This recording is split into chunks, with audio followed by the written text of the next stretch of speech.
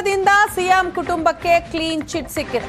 CM ಪರ JDS ಶಾಸಕ ಜಿಟಿ Deve Gowda batting ಮಾಡಿದ್ದಾರೆ. ಲೋಕಾಯುಕ್ತ ತನಿಖೆ ಮಾಡಿ ಸತ್ಯ ಹೇಳಿದ್ದಾರೆ. ಸಿಎಂ ರಾಜೀನಾಮೆ ಕೇಳ್ತಾ ಇರೋದು ಸಮಂಜಸ ಅಲ್ಲ. ಸಿದ್ದರಾಮಯ್ಯ ಪ್ರಭಾವ ಬೀರುವಂಥದ್ದು ಏನೂ ಇಲ್ಲ. ಇದು ಅಧಿಕಾರದಲ್ಲಿರುವ ಯಾರನ್ನೇ ಆದರೂ ಕುಗ್ಗಿಸಬಾರದು. ಸಿದ್ದರಾಮಯ್ಯರಷ್ಟು ಅದೃಷ್ಟವಂತ ಯಾರೂ ಇಲ್ಲ. ಸಿದ್ದರಾಮಯ್ಯ ಗಟ್ಟಿಯಾಗಿ ಉಳಿದುಕೊಂಡ್ರು ಅಂತ ಜಿಟಿ ದೇವೇಗೌಡ ಹೇಳ್ತಾರೆ.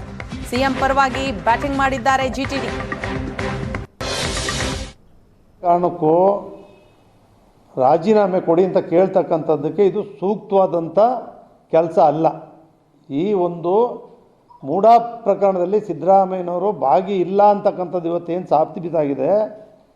ಈ ವಿಚಾರವಾಗಿ ರಾಜೀನಾಮೆ ಕೊಡಿ ಅಂತ ಹೇಳ್ತಕ್ಕಂಥದ್ದು ಸರಿಯಲ್ಲ, ಸರಿಯಾಗಿರಲಿಲ್ಲ. ಯಾವುದೇ ಪ್ರಭಾವ ಮಾಡ್ತಕ್ಕಂಥ ದೊಡ್ಡ ಇದೇನಾಗಿದೆ, ಅದು ಏನಾಗಿದೆ ದೊಡ್ಡದು? ಸಿದ್ದರಾಮಯ್ಯನವರು ನಿಮಗೆ ಗೊತ್ತಿರಲಿ, ಕಳೆದ 5 ವರ್ಷದಲ್ಲಿ ಸಿದ್ದರಾಮಯ್ಯನವರು ಲೋಕಸಭಾ ಚುನಾವಣೆ ಆದಾಗ ಅವ್ರು ಇಳಿಬೇಕು, ಇಳಿದೋಯ್ತಾರೆ ಅಂತ ಜನ ತೀರ್ಮಾನ ಮಾಡಿದರು. ಲೋಕಸಭೆಯಲ್ಲಿ ಅವ್ರು ಇಳಿಲಿಲ್ಲ.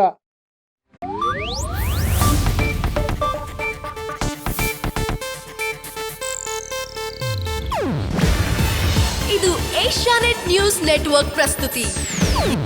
ನೀವು ನೋಡ್ತಿದ್ದೀರಾ ಏಷ್ಯಾನೆಟ್ ಸುವರ್ಣ ನ್ಯೂಸ್.